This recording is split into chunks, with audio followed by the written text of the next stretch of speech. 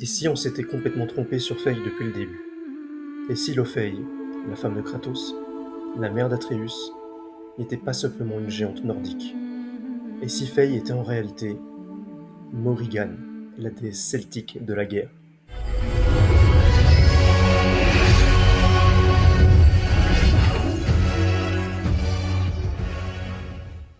Les similitudes entre Faye et Morrigan, du coup la déesse de la guerre et de la mort de la mythologie celtique. Donc j'en ai parlé dans une vidéo précédente, comme quoi Faye pourrait être Morrigan. Là j'ai trouvé des blogs et des pages internet qui parlent de la déesse Morrigan, mais on va voir un peu du coup les similitudes qu'il y a entre les deux. Du coup Morrigan, ou la grande reine ou reine fantôme, était la déesse de la guerre et de la mort de la mythologie celtique. Elle régnait sur les champs de bataille où elle aidait les guerriers grâce à ses prédictions. Donc voilà, hein, ça fait extrêmement penser à ce que pouvait faire Faye avec les prédictions qu'elle a faites pour Kratos et Atreus. Parce que c'est vrai que c'est quand même quelque chose de bien plus grand que les prédictions qu'avec Groa. Là, c'est quelque chose de beaucoup plus poussé, de beaucoup plus grand, je pense.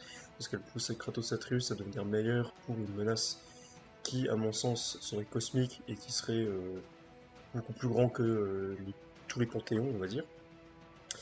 Alors, elle était dépeinte tantôt une jeune femme d'une très grande beauté, tantôt une vieille femme hideuse, au rire plein de haine et possédait de multiples visages. Elle était capable d'inspirer la panique ou de posséder un guerrier au point de faire rentrer dans une frénésie meurtrière et utiliser la magie afin d'influencer l'issue des combats.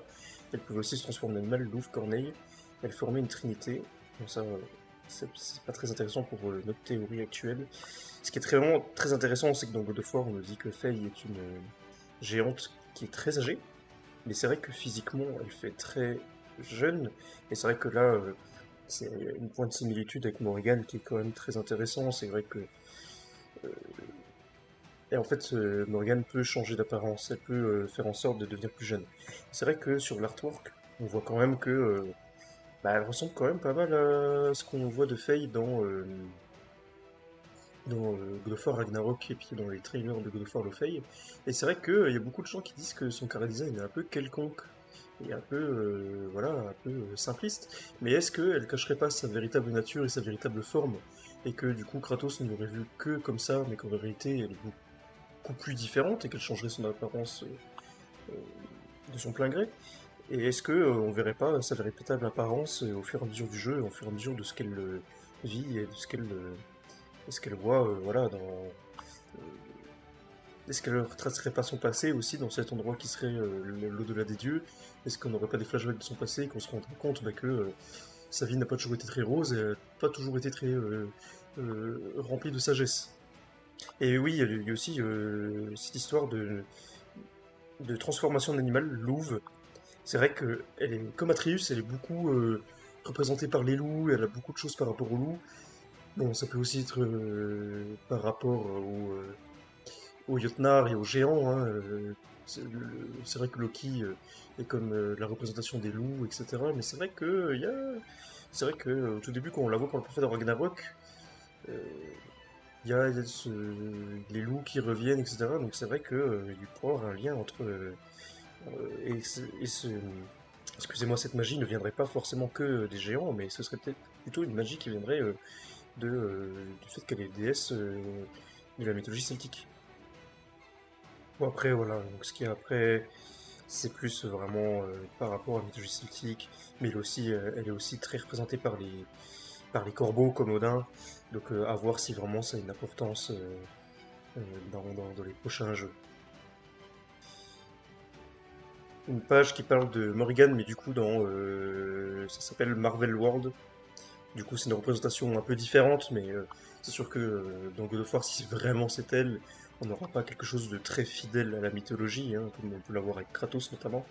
Donc je pense que c'est quand même intéressant de voir ce qu'ils en parlent. C'est vrai qu'ils parlent d'Avalon. Avalon est un endroit où vont les morts et les blessés de guerre, donc ce qui pourrait avoir au roi Arthur. Donc c'est vrai que l'endroit où on va, l'au-delà des dieux, peut ressembler à Avalon, même si c'est vrai que il y a plusieurs panthéons. Donc est-ce que c'est vraiment Avalon lui-même ou la princesse d'Avalon?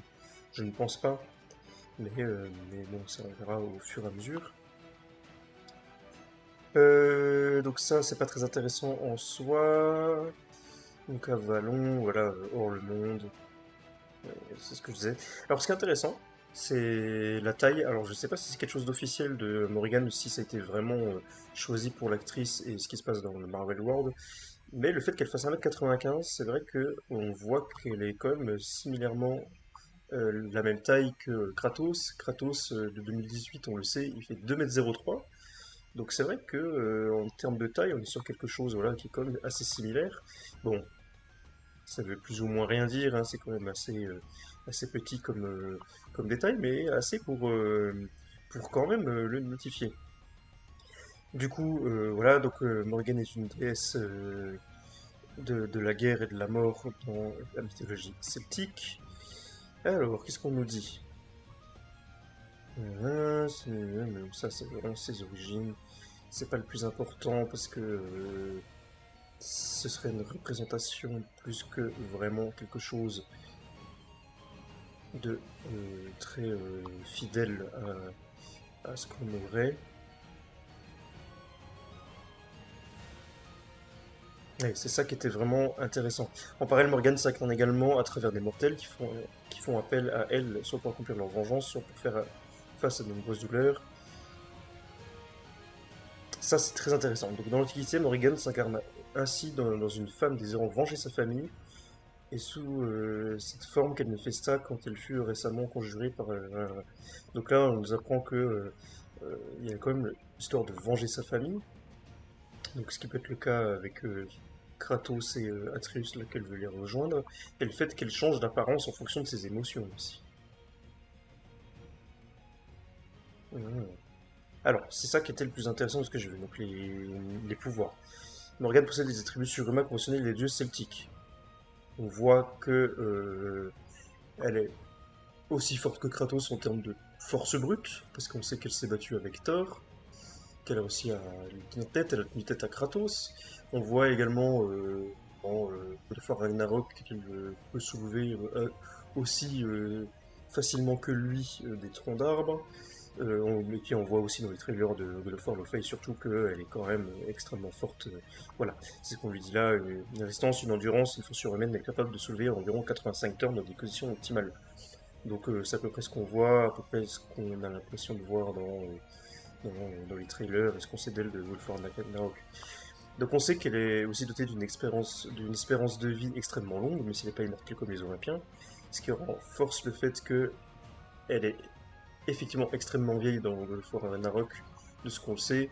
Elle-même, je pense qu'elle est beaucoup plus vieille que Kratos ne l'est, et le fait qu'elle soit d'apparence jeune renforce le fait que Morrigan peut changer son apparence en étant une jeune femme. Donc elle aurait fait ça pour pas qu'on sache que elle est extrêmement vieille.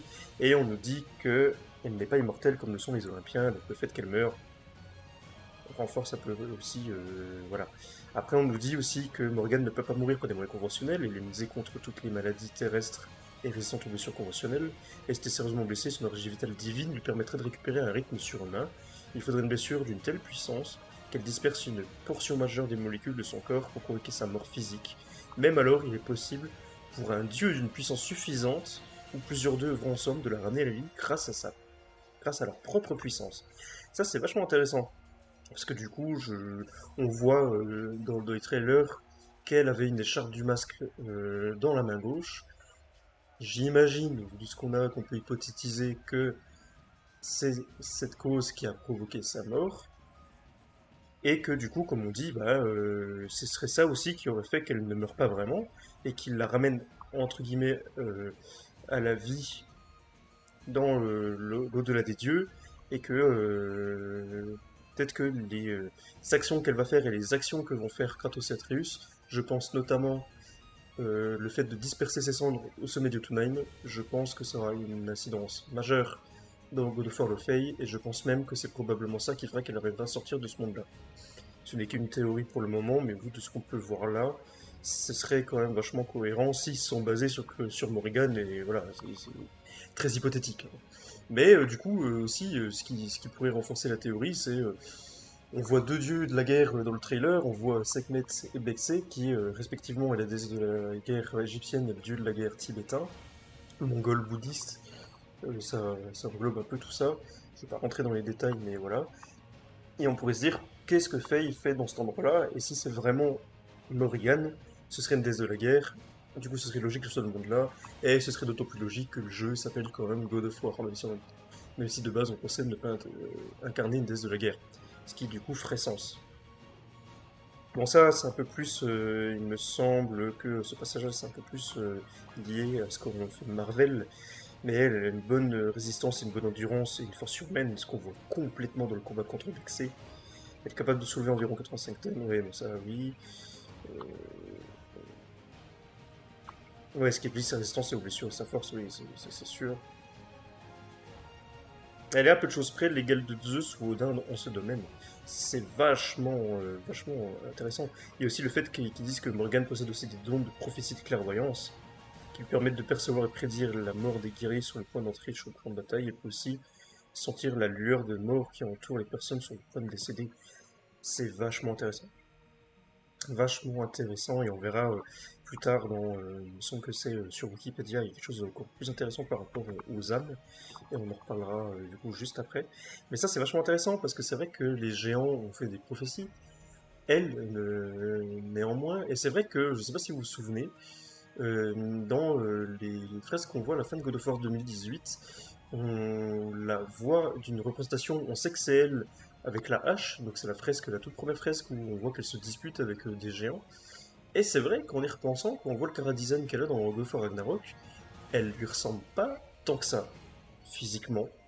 Alors, soit ils l'ont représenté comme ça et c'est juste une représentation d'une prophétie qu'ils ont mis comme ça, mais c'est vrai que ce soit Jormungandr, donc le serpent monde, que ce soit Kratos, Atreus, on les reconnaît.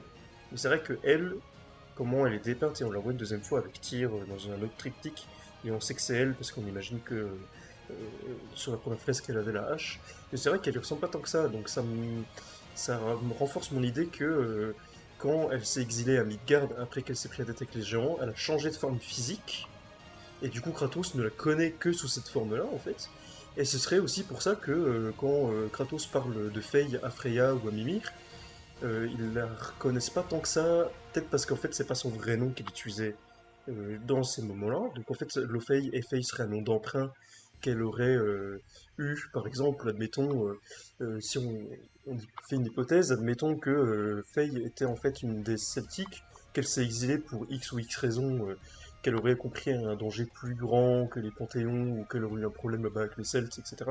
Elle serait arrivée chez les Nordiques, elle aurait été requise par les géants, pour ça qu'elle connaît beaucoup de choses sur les géants, qu'elle connaît beaucoup de choses sur leur pouvoir magique, etc.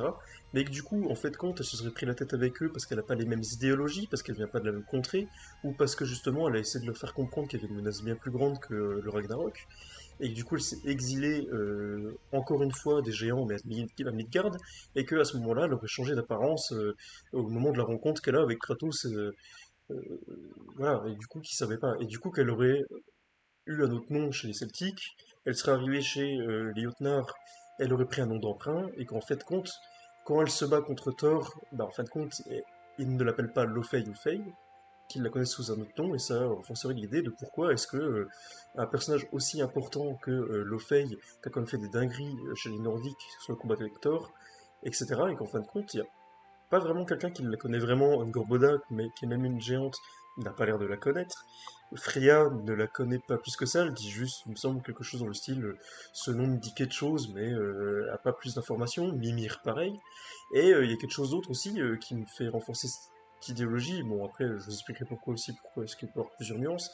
C'est, on sait que Thor et Frey se sont battus à Vanaheim, ils ont laissé un donc vraiment un éclair gelé en plein milieu du combat, comme a pu le faire Kratos et Thor lors de leur combat au début de God of War Ragnarok. Et quand ils le font au tout début de God of War Ragnarok, Thor, quand il voit ça, il dit, attendez que je me souvienne, il dit, ça me paraît familier. Cela me paraît familier, donc on sait qu'il a déjà affronté Faye et qu'ils ont déjà eu ça. Et lui, c'est comme si c'était un souvenir flou. Je trouve ça fou quand même que pour lui c'est juste un souvenir flou. Parce qu'il n'y a pas beaucoup de gens qui l'ont toute nette, surtout une géante, et que lui c'est juste un souvenir flou pour lui, excusez-moi, et qu'il dise seulement ça me paraît familier, je trouve ça fou. parce que je me dis, ça devrait être quelque chose qui aurait dû le marquer. Donc est-ce que elle peut altérer les mémoires, ou est-ce que la représentation qu'ils ont de Faye est pas la vraie par rapport à ce qui s'est vraiment passé? Ou après, bon voilà, ce que je vous disais juste avant, c'est que à prendre avec des pincettes, qu'on sait que Thor est alcoolique, on sait que il a peut-être la mémoire défaillante, donc voilà, il y a beaucoup de choses qui peuvent être prises en compte, etc. Et du coup aussi, non, c'est déjà pas mal, c'est vrai que beaucoup d'infos, etc. Bon, ça, par contre, ça, il me semble que de ce que je me suis renseigné, c'est beaucoup lié à Marvel, etc. Mais il y a des choses par rapport justement à tout ce qui est astral, à la limite, il y a des choses immatérielles des nuages ou projeter son image astrale sur Terre, main des bras afin d'imposer sa volonté. Donc ça, pareil. Est-ce que du coup, est-ce que avec sa volonté, elle n'a pas influencé les décisions de Kratos? Je pense notamment à quand il la voit dans la lumière d'Alfheim, que ce soit dans 2018 ou Ragnarok. Est-ce qu'il n'y a pas des fois où, pareil, on voit. Donc c'est juste, il me semble que c'est avant qu'Atreus arrive dans le bois de fer, il se retrouve dans une zone un peu cryptique. Et est-ce que c'est pas Faye qui aurait fait un foreshadowing à Atreus pour qu'il puisse vraiment se retrouver au bois de fer? Est-ce que c'est pas elle, depuis là où elle était, qui a influencé Atreus pour qu'il arrive à arriver à cet endroit-là? C'est possible, et je pense que le fait qu'on nous dise qu'il y a des choses au niveau astral et de sa volonté, je pense que ça pourrait être vachement intéressant et nous faire revoir un peu plus réellement, enfin avoir une autre relecture complète de God of War 2018 et God of War Ragnarok. Et je pense que le fait que sa dernière volonté, qu'on disperse ses cendres au sommet de Jotunheim, n'est pas anodine. Je crois que Groa avait fait le même vœu, et la même demande. Donc peut-être qu'il y a quelque chose par rapport à ça. Mais on voit très clairement ces particules qu'on voit par exemple chez Thor quand il meurt, ces particules qu'on voit quand Kratos il meurt quand il revient à la vie, je crois, contre Thor, ces particules qu'on voit quand Faye meurt, les mêmes particules qu'on voit quand il disperse, pardon, excusez-moi, les cendres au sommet de Jotunheim, toutes ces particules sont les mêmes, et je pense il y a quelque chose par rapport à tout ça, par rapport à l'astral, par rapport à l'âme, etc. Donc on voit que il y a des incarnations d'elle qui peuvent être en corbeau ou en renard, et c'est vrai que le pouvoir qu'a Atreus de se transformer en un renard, en fait, compte, ce serait peut-être quelque chose qu'il a hérité des Celtes plutôt que des Jötnar, en fin de compte, en fait. Ok, donc je pense qu'on a fait globalement le tour de ça et on va voir ce qu'ils nous disent sur Wikipédia.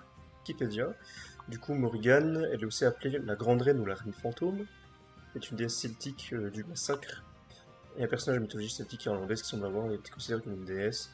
Enfin, c'est pas mentionné explicitement, mais du coup, ce qui renforcerait plus l'idée qu'elle est dans l'au-delà des dieux est plus logique avec cette version que le fait qu'elle soit juste une lieutenant.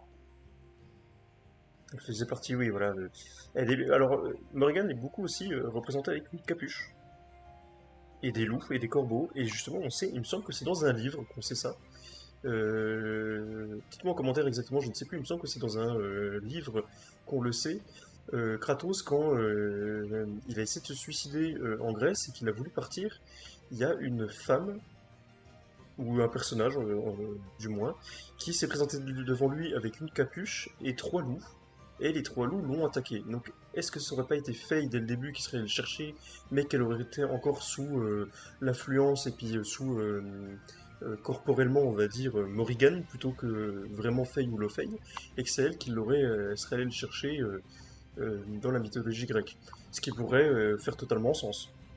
C'est vrai que c'est le seul personnage avec une capuche qu'on pourrait voir avec des loups, qui là, à mon sens, pourrait faire lien avec ce personnage qu'il a cherché Kratos. Ok. Donc,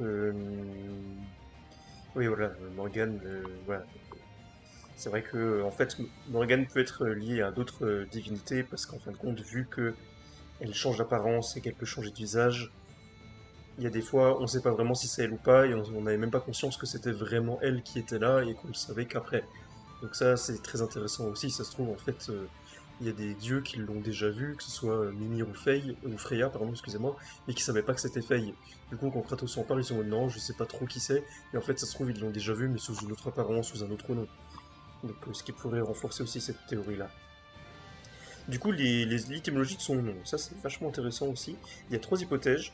Donc, il y a l'hypothèse de ce serait la grande reine, la reine des mers, ou la née de la mer, ou la reine fantôme. La dernière est vachement plus intéressante, je trouve. Après, la grande reine, c'est vachement intéressant aussi. Donc, ça voudrait dire que elle est beaucoup plus que déesse de la guerre. Et comme Kratos l'est, parce qu'il est comme beaucoup plus qu'un dieu de la guerre, il est aussi dieu de l'espoir, etc. Elle serait aussi une figure beaucoup plus grande que simplement comme pouvait l'être Arès ou Thor dans God of War en tant que dieu de la guerre. Elle serait beaucoup plus par rapport à toutes ces cosmogonies de tous les panthéons, etc. Et du coup, il y a aussi par rapport, elle serait encore plus facile de la rattacher à la fée Morgane à la légende arthurienne. Je sais pas si vous vous souvenez, dans le trailer qu'on voit de God of War Lofey, il y a ce fameux cube cosmique qui, pour moi, je pense, sera vraiment véritablement dans le jeu, je pense. Et je pense que c'est une divinité cosmique ou quelque chose par rapport au cosmos. Et ce qui me fait renforcer cette idée, c'est aussi le design qui a le nom du jeu, God of War Lofey. C'est vrai que son nom, Lofey, fait très cosmique, astral, même astrologique. Il y a un peu cette idée-là dans le violet, dans les courbures, etc. Même du coup, le cube qu'on revoit dans le carré de Lofey. Et c'est vrai que comme on a vu tout à l'heure, Morrigan a aussi cette euh, connaissance de l'astral, et on le verra tout à l'heure par rapport aux âmes, et je vais en parler déjà un petit peu ici, j'en parlais tout à l'heure. C'est vrai qu'elle a aussi cette compétence qu'on voit dans les trailers à la toute fin, que elle peut projeter l'âme d'un corps pour frapper l'âme plutôt que le corps. On voit ça à la toute fin quand on récupère l'épée, et je me dis ça fait pas très Jotnar. Il n'y a pas de... Il ne semble pas qu'il y ait de magie Jotnar qui fasse référence à la projection astrale telle qu'elle. Et c'est vrai que le fait que Morrigan soit lié à ça renforce l'idée. Et surtout, ce qui renforce l'idée, c'est que pour moi, le cube serait probablement Merlin ou quelque chose par rapport à la légende arthurienne. Et que la fée Morgane, en fait, ce serait la représentation du ruban rué qu'on voit dans le trailer. C'est pas l'épée qui parle, c'est le ruban. Et je pense que justement, c'est la protectrice de l'épée. Et qu'en fait, l'épée serait tout bonnement Excalibur, en fait. Et justement, je trouve notamment que les musiques font très arthuriennes aussi. Et justement, la musique qu'on a au moment où elle va exploser, euh,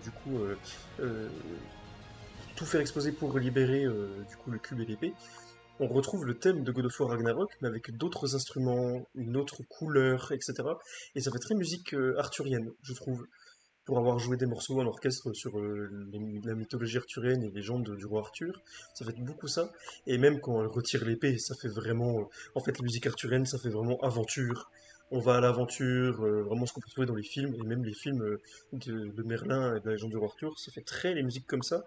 Et Bir McCreary récemment a fait un post sur Instagram où il a officialisé que le thème, la musique qu'on entend quand elle retire l'épée, c'est le thème officiel de Lofey. C'est son thème, c'est sa musique qui la représente. Tout comme le thème que représente Kratos, c'est le thème qu'on entend dans God of War Ragnarok, God of War 2018, les grosses voix graves nordiques, c'est ce qui représente Kratos actuellement. Et elle, ce qui la représente, c'est quand même une musique, alors certes épique, mais qui fait moins nordique, qui fait quand même plus celtique, je trouve.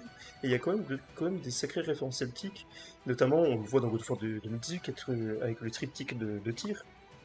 Notamment, on sait que voilà, il a voyagé dans plusieurs royaumes, notamment les royaumes asiatiques, et je pense qu'on va avoir pas forcément qu'une seule mythologie asiatique, mais un truc plus condensé avec le bouddhisme tibétain, mongol. On aura ça d'un côté, on a la mythologie égyptienne qui avait été évoquée, la mythologie grecque et la mythologie celtique, avec le Triskel notamment. Et je pense, voilà, et ce qui me fait aussi penser que Faye, bon, excusez-moi, c'est vrai que je pars un peu dans tous les sens, mais ce qui me fait aussi penser que Faye n'est pas vraiment que Jotnar, c'est que comparé à ce qu'on peut voir dans Boda, elle a beaucoup de bijoux, elle a beaucoup de tatouages, là où Faye n'en a pas vraiment tant que ça, et Atreus non plus. Après, Atreus a toujours été élevé par sa mère, il n'a même pas conscience d'être un géant ou quoi que ce soit, donc c'est vrai que qu'elle a quand même beaucoup de différences entre les géants qu'on a vus et elle, je trouve, notamment. Et aussi, je voulais parler aussi du masque qu'on voit dans God of War Ragnarok. Je pense que ça a je pense qu'on est tous au courant que ça a un énorme lien avec la suite de God of War en tant que tel. Je pense que c'est un point clé pour la suite et comprendre ce qui se passe de beaucoup plus grand que les Panthéons. Parce que du coup, on sait qu'elle avait une écharpe dans la main, elle le connaissait, elle l'a très certainement eu déjà entre les mains, elle savait ce que ça signifiait, ce que ça représentait.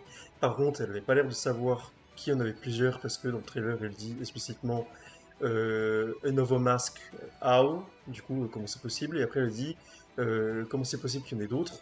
Et elle dit s'il y en a d'autres, leur chemin n'est pas sécurisé, il faut que je puisse revenir. Donc ça veut dire que je pense, ma théorie, c'est que elle a mis tout ça, elle a prophétisé tout ça pour mettre sur le chemin de Kratos et Atreus tout ça pour qu'ils changent d'idéologie et qu'à la fin, Atreus détruise le masque et referme la brèche. Je pense que le but ultime de Faye dans tout ça, c'est de faire en sorte que Atreus ait la mentalité et la maturité nécessaire pour briser le masque.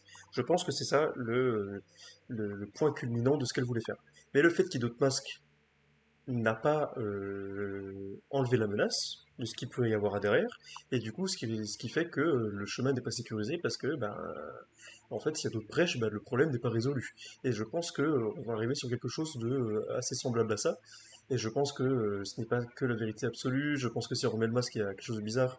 Le fait que Odin voulait la connaissance absolue, mais que quand il a le masque entre les mains, il ne le mette pas et qu'ils disent que seul le champion des Jotnar peut le faire. Je pense que c'est du gros mytho et je pense qu'Atreus serait mort ou il serait peut-être réincarné dans le monde après la vie des dieux, ce qui est fort probable. Et faut pas oublier une chose, et j'en parlais dans ma dernière vidéo notamment, que Atreus est le seul à pouvoir lire le masque, et sur le masque on a vu des hiéroglyphes, on a vu plusieurs choses, qu'Odin n'est même pas capable de lire, et comment ça se fait qu'Atreus lui peut le lire? Mais vous vous souvenez pas de qui l'a éduqué, de qui lui a appris à lire? Parce que Kratos ne sait pas lire non plus, et justement, Atreus il dit, maman m'apprenait à lire pendant que toi t'allais chasser ou que t'allais te battre. Et en fait, c'est sa mère qui lui a appris à lire, qui lui a appris à comprendre les langages.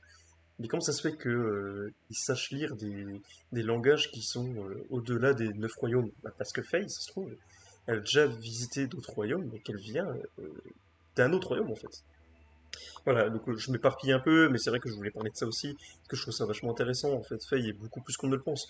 Donc c'est vrai que quand je lis des commentaires, que ce soit sous des vidéos ou c'est des gens qui font des tweets en disant Faye n'a rien à apporter dans le lore, je suis désolé, mais ça a beaucoup plus de sens de raconter quelque chose sur Faye maintenant que sur Kratos, qui est un peu à l'apogée de ce qu'on a raconté sur lui, surtout avec le DLC de God of War Valhalla.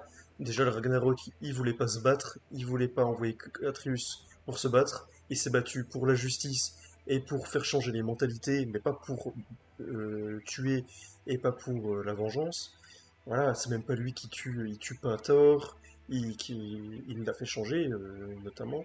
Il ne tue pas Odin, il l'emprisonne, ils le font changer pour s'arrêter.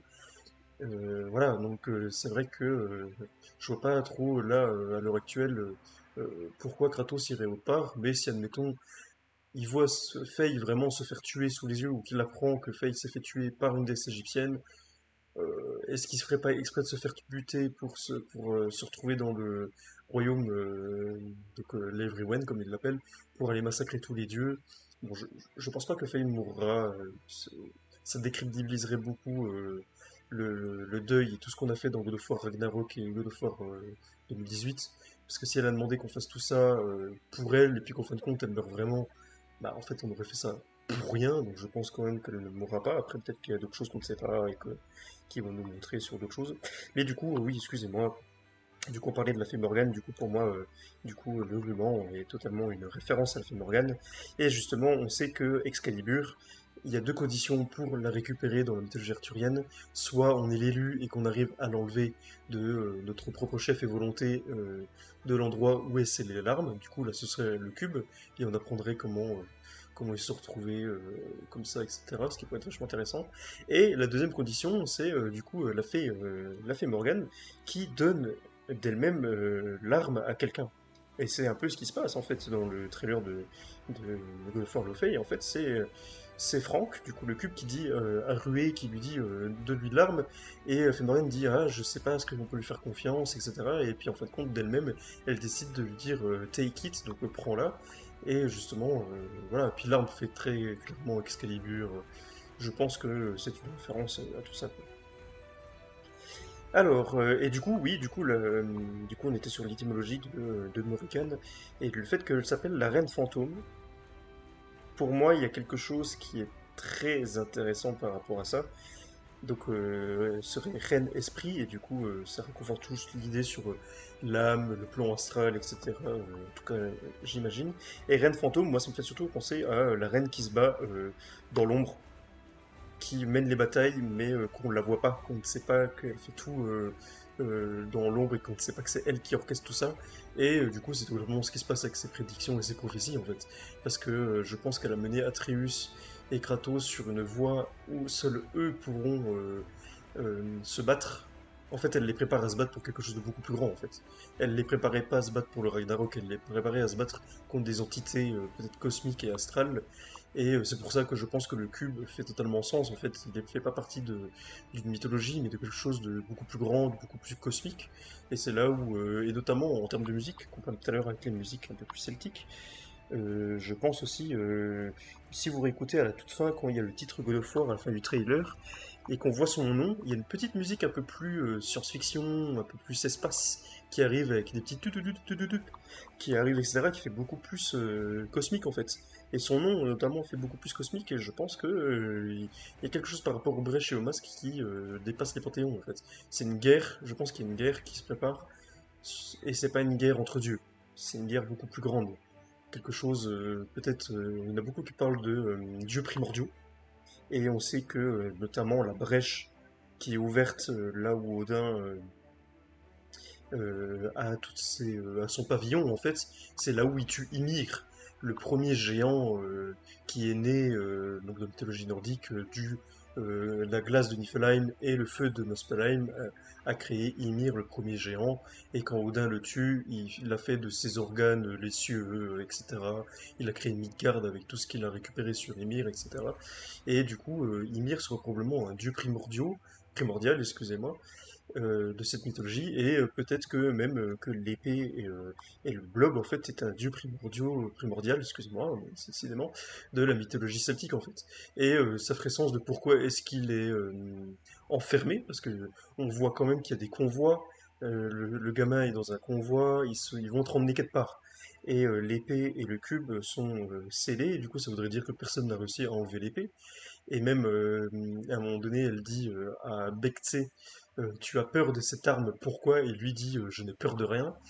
Mais elle voit bien que son âme a peur de quelque chose, et ce qui me renforce qu'elle arrive à lire dans les armes, et elle arrive à lire dans les gens, plus que s'ils ne le sont vraiment. Et du coup, ça renforce la théorie de pourquoi est-ce qu'elle a été chercher Kratos, parce qu'elle a vu en lui quelque chose de plus grand, quelque chose de meilleur.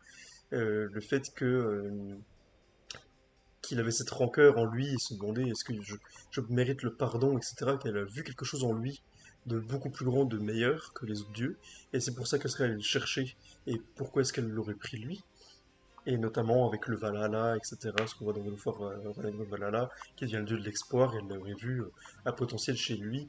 Et que seul lui, avec tout ça, puisse changer l'avenir et changer ce qui se passe au niveau du cosmos, au plan astral. C'est ma théorie en tout cas. Et du coup, je ne sais plus de quoi je parlais, mais bref, voilà. Donc c'est pour ça qu'elle serait allée chercher Kratos, etc. Et je pense notamment que elle a fait des dingueries dans sa jeunesse. C'est aussi ma grosse théorie aussi par rapport à Tyr. Je pense que les deux se connaissent, Tyr et Faye. Je pense qu'ils se connaissent, lui, de voyage en Celtique, et elle, qu'elle serait encore là-bas, et c'est lui qui l'a emmené chez les géants pour qu'il la protège et qu'il l'emmène dans son royaume avec les géants, etc. Et je pense que voilà, ils ont trop de sagesse. Faye et Tyr ont trop de sagesse, ils sont trop sages, un peu comme peut l'être Kratos maintenant. Et quand on voit Tyr dans God of War Ragnarok, on se dit, il a vécu des dingueries. Il peut pas avoir autant de sagesse et parler comme il parle à Kratos en lui disant, je connais tes tourments bien plus que tu peux nous penser, Spartiate. Et qui lui dit, il faut pas accepter ne veut pas dire que on dise que c'est bien ce que tu as fait. Et je pense que ce genre de phrase, c'est quelqu'un qui a vécu des dingueries. C'est quelqu'un qui a fait des dingueries dans sa jeunesse. Il a dit à Kratos qu'il y a bien longtemps, il avait été au Valhalla aussi pour se repentir. Après, je pense pas qu'il ait tué tout un panthéon. Je pense qu'il a peut-être essayé de régler un conflit diplomatique entre plusieurs panthéons, ce qui a amené à une grande guerre et à une destruction d'un panthéon. Et peut-être chez les Celtes, et du coup c'est là où il aurait rencontré Faye et qu'il l'aurait récupéré pour la faire venir chez les Nordiques pour préparer la suite des événements, ce qui est possible. Et je pense que tout a été orchestré entre les deux pour récupérer Kratos et que les deux savent quelque chose de beaucoup plus grand, sachant que lui il voyage, etc. Je pense qu'il y a quelque chose de beaucoup plus lié comme ça. Je parle beaucoup, hein, mais c'est vrai qu'il y a tellement de choses à dire sur le lore, il y a tellement de choses qui sont très intéressantes. Donc voilà. Euh, Ouais, après voilà, il y a beaucoup de choses de rituels funéraires. Est-ce qu'il n'y aurait pas justement un rituel funéraire justement de sa propre mort et de ses cendres répandues à un endroit qu'elle aurait prévu? C'est fort probable. C'est fort probable avec une offrande de sa propre. En fait, elle aurait peut-être prémédité une offrande de sa propre vie pour justement retrouver ses vrais pouvoirs et peut-être même d'un point de vue scénaristique de gameplay. Je vois un peu qu'au début on peut faire que certaines choses et quand on disperse ses cendres volent véritablement parce qu'on est au plus haut sommet des royaumes, donc peut-être que le portail pourrait euh, serait plus accessible de cet endroit-là et ses cendres, elles récupéreraient une bout de son âme véritablement et que ça lui débloquerait ses vrais pouvoirs de déesse en fait. Et du coup, d'un point de vue gameplay, ça nous débloquerait des capacités et des choses qu'on pouvait pas faire avant dans le jeu. Ce qui serait complètement, d'un point de vue jeu vidéo et scénaristique, assez cohérent et vraiment intéressant. Ouais, du coup, on a ça. Après, on a ouais, dans la culture populaire, etc. Du coup, on va regarder du coup une autre théorie que j'aimerais vous parler avec autre chose que j'ai trouvé. Bon, c'est quelque chose de beaucoup plus, on va dire,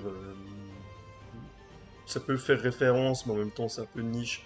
C'est un peu plus vraiment théorie hypothétique, vraiment entre guillemets. Histoire que j'ai trouvée par rapport à Matcha ou Macha, je sais pas vraiment comment ça se prononce, de la mythologie celtique. On peut voir qu'elle a la même artwork.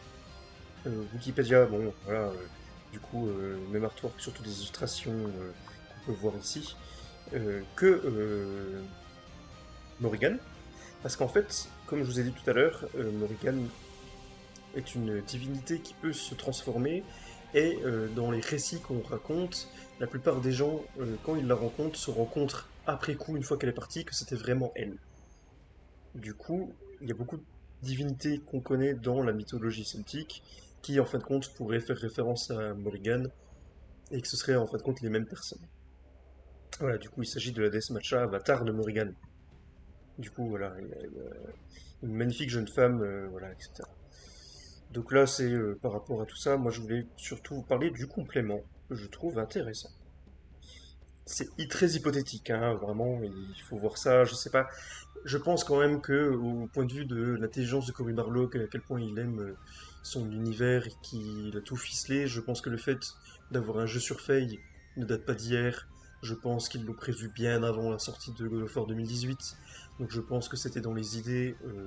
Ça fait même plus de 10 ans, parce qu'en soi, on a vu les premières images de God of War 2018 à l'E3 2016. Donc je pense que l'idée de la construction du personnage de Faye date de beaucoup plus de 10 ans, en fin de compte, hein, parce que quand on voit l'évolution du jeu en 2016, à quel point ils en étaient, je pense qu'au niveau histoire, peut-être même 2 ou 3 ans avant, donc ça ferait peut-être même 12-13 ans qu'ils ont écrit ce personnage, donc ils avaient l'idée de faire un spin-off il y a bien avant, parce que même dans une conférence, alors vous direz dans les commentaires, je ne sais plus vraiment la date, mais il me semble que c'est juste après la sortie de God of War 2018, il me semble que ça doit être 2018, 2019 ou 2020, Cory Balrog, lors d'une interview, parle du fait que ça pourrait être intéressant de faire un spin-off ou un DLC sur Faye, qu'il aurait beaucoup raconté sur ce personnage.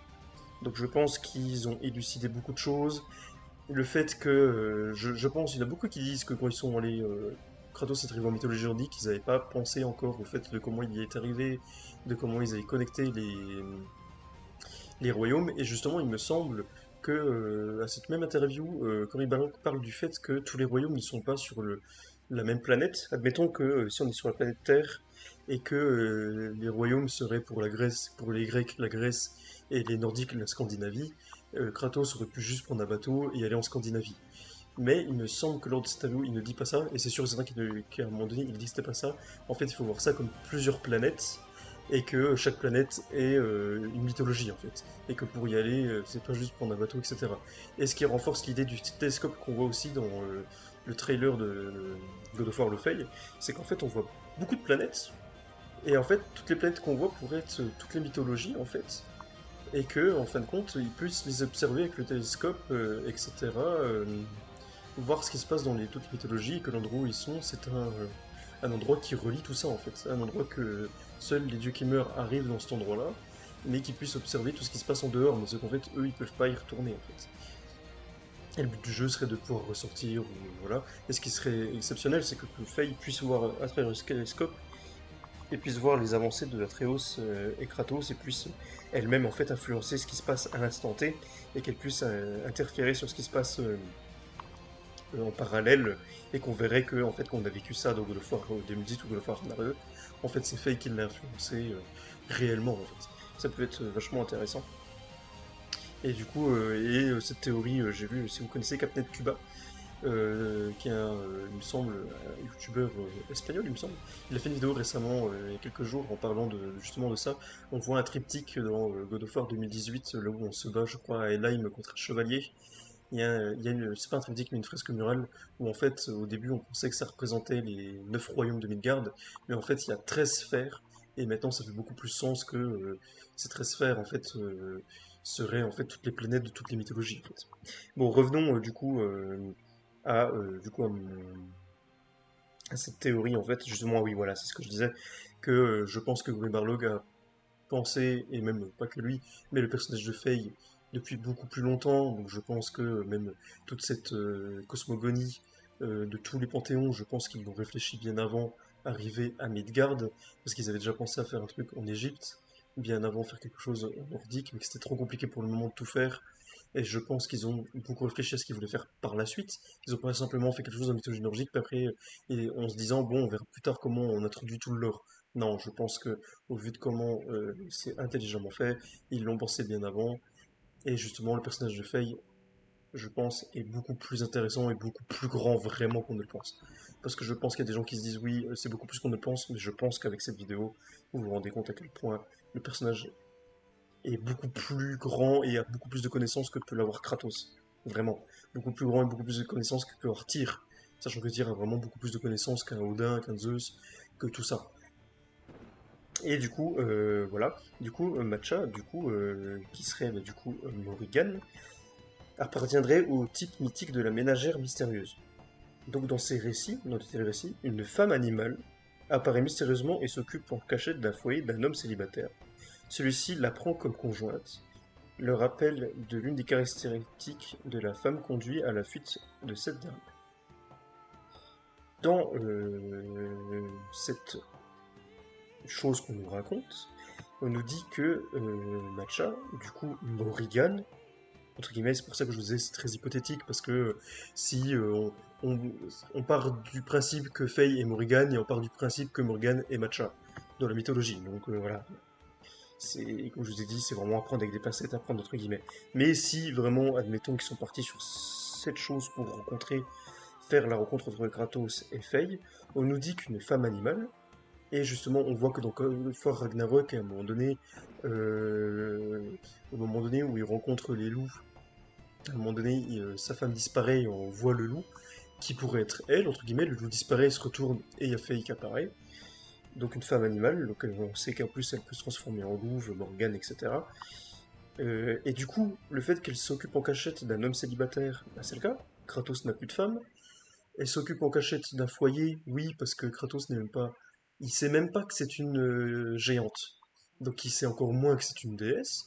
Donc elle lui cache des choses. Donc elle s'occupe d'un foyer en cachette, lui il pense que c'est une simple mortelle. Et en plus, on savait que Morgane est une déesse celtique et les Celtes sont des mortels, en fait, entre guillemets. Hein, ils ne sont pas des immortels comme les Anglais. Et le fait, voilà, d'un cachette d'un foyer, voilà. Celui-ci la prend comme conjointe. C'est exactement ce qui se passe. Et le rappel de l'une des caractéristiques animales de la femme conduit à la fuite de cette dernière. Et il me semble que euh, je me suis renseigné dans le complément. En fin de compte, il y a quelque chose qui se passe par rapport. En fait, ça signifie le fait que la femme est morte et du coup elle conduit à la fuite de cette dernière. En fait, c'est considéré comme la mort en fait. Et du coup, voilà. Du coup, ça pourrait être, au niveau de la mythologie, correspondre à pourquoi femme, pourquoi pas femme, excusez-moi, pourquoi Faye, enfin Faye et Kratos, comment ils se sont rencontrés, point de vue mythologique, le lien que ça pourrait faire entre Morrigan et, euh, et Kratos en fait. Et du coup là, donc bon, c'est vrai que j'ai beaucoup parlé, c'est très dense, c'est pas très ordonné, c'est vrai, mais en tout cas j'espère que la théorie vous a plu, si vous avez des choses à rajouter, des choses qui peuvent contredire aussi tout ça. Je suis ouvert au débat, je dis pas que la théorie que j'avance est quelque chose de fondé, je dis pas que ça va être vraiment ça, mais je pense que ça pourrait ouvrir sur beaucoup de choses et surtout expliquer beaucoup de choses. Expliquer pourquoi est-ce que Faye connaissait autant de choses alors que les gens n'ont pas l'air de connaître tant de ça. Ça expliquerait pourquoi est-ce qu'elle s'est exilée des géants parce qu'en fin de compte, elle serait pas vraiment des leurs en fait. Ça expliquerait pourquoi elle connaît autant de choses, autant de langages. Pourquoi est-ce que le jeu s'appelle réellement God of War Faye alors que ce n'est pas censé être une déesse mais être une géante.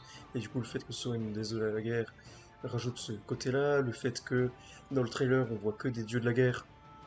Certes, on n'a pas vu d'autres dieux, donc cette théorie peut être complètement faussée si on revoit un autre trailer et on voit Baldur, où on serait en mode bon, bah, il n'y a pas que des dieux de la guerre. Mais je pense qu'il n'y aura pas tous les dieux dans cet endroit-là, sinon le jeu a l'air très ambitieux, et s'il commence à mettre tous les dieux et qu'on puisse voir tous les dieux. Après, ils peuvent aussi faire le truc qu'on voit pas que des dieux de la guerre, et puis de dire, bah ceux-là, bah, ils ont été tués par lui dans cet endroit-là, ce qui fait qu'on ne le reverra plus. Voilà, niveau scénaristique, il peut y avoir des choses, ça on est bien d'accord.